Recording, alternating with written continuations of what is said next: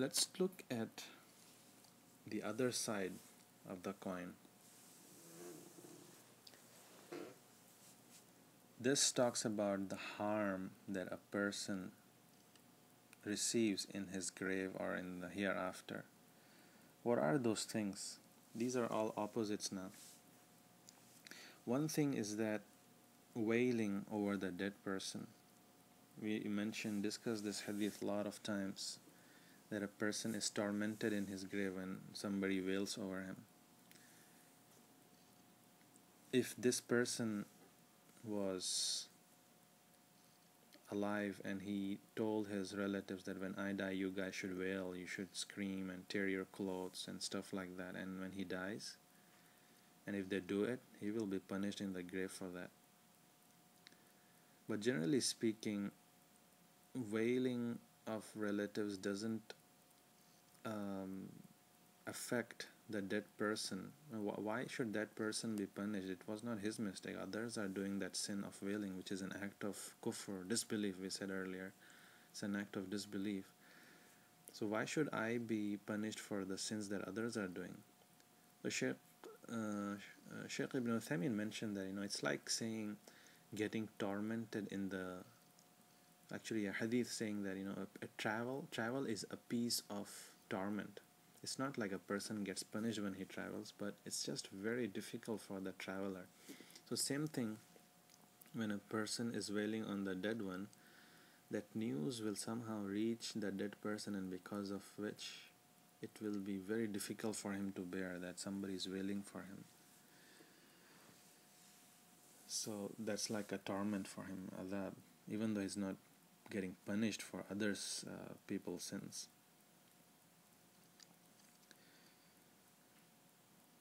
So a person is obliged, it's his duty that he gives this knowledge to his relatives, that tell him that if I die, don't do this, don't wail for me.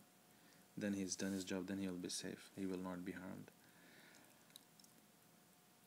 The other thing which can harm the dead is the debt of a person. He took money from somebody, he didn't pay it off, and nobody is taking care of his debt. His children are ignoring it, his relatives are ignoring it, nobody wants to pay for him.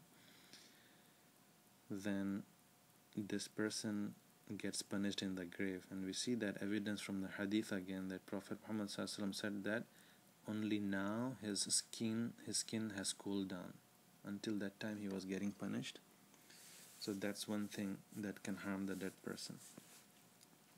And also cursing from the people, it's opposite from what we discussed. If 4 people testify for the dead person, he gets Jannah, Allah admits him into Jannah. But if people curse that bad person, they say that this person used to harm us so much, he used to trouble his neighbors, and he used to do this and that, make noise.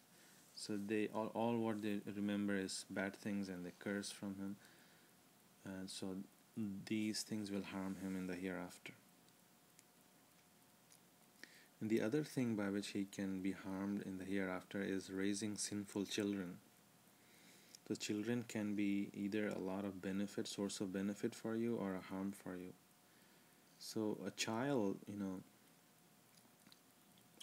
you don't really care for his or her upbringing. You don't really care if they learn about religion, learn how to pray, don't really give them right knowledge. You basically ignore, you don't pay attention. So you are raising your children on disbelief and sinning. So all the sins that these children commit, you basically initiated those sins. So that's why you get punished because of that. And also initiator of bad deeds. So if a person, like maybe he opens a casino, a lottery machine, and if he dies after that, and as long as this thing is being used by people, he will get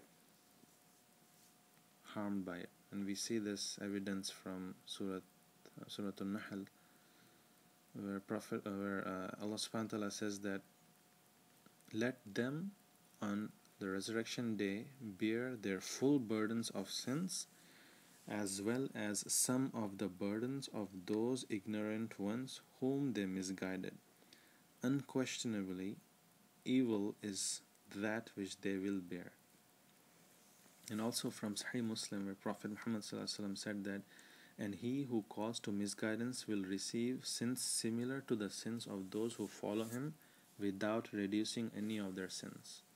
So that will happen in both when he was living and also when he's dead. This can apply to anything, even all those things that we discussed. We said good knowledge will help the deceased person, but if he did like maybe a harmful knowledge, he taught something really very bad, he keeps it as a knowledge, then he passes that knowledge to somebody else. As long as that bad knowledge is being practiced by people, like maybe in the form of bid'ah or shirk or something, so he will get harmed by it.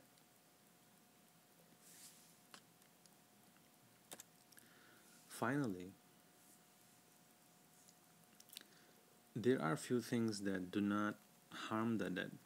It might appear that this person did something and the wrong things are happening right now. Will that person get harmed by it? For example, let's take the example of Prophet Isa, Jesus alayhi salam. Now he was one of the best prophets we know, but his followers made him the son of God. He taught them the correct beliefs, but his followers later on, they committed shirk. So is Prophet Isa alayhi salam, is he responsible? Is he liable for the sins that people commit on his name? The answer is no. He won't be harmed, because Allah subhanahu wa ta'ala actually says this in a verse from Surah Al-Ma'idah, verse number 116, when Allah will say that, O Jesus, son of Mary, did you say to the people, take me and my mother as deities besides Allah? He will say, exalted are you. It was not for me to say that to which I have no right. If I had said it, you would have known it. You know that is within myself, and I do not know what is within yourself. Indeed, it is you who is knower of the unseen. So Isa alayhi salam is free from all the incorrect beliefs that people follow. And this applies to other things as well, like some grave worshippers, they go and they worship this grave of this famous scholar. That scholar might have been a good person, pious person, but his followers make a big grave out of it and they would do all kinds of shirk and bid'ah there. That pious scholar will not be affected by their bad deeds, even though it is his place, but he didn't initiate it. And also the case of sinful children. If my children commit sins, will I be harmed?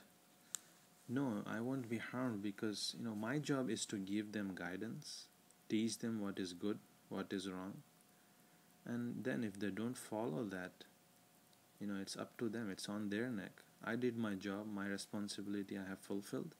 Now it's between them and Allah subhanahu wa ta'ala. Example of this is the son of Prophet Nuh alayhi salam. He gave da'wah to him, he did not accept, so he drowned, he got punished, he got harmed after he died. But Prophet Nuh alayhi salam, he was not harmed after his death. Nowhere do we find that his son did not accept Islam, so he is harmed by it. No, that's not the case. The last thing is unintentional initiation of evil, meaning that like you maybe, for example, build a masjid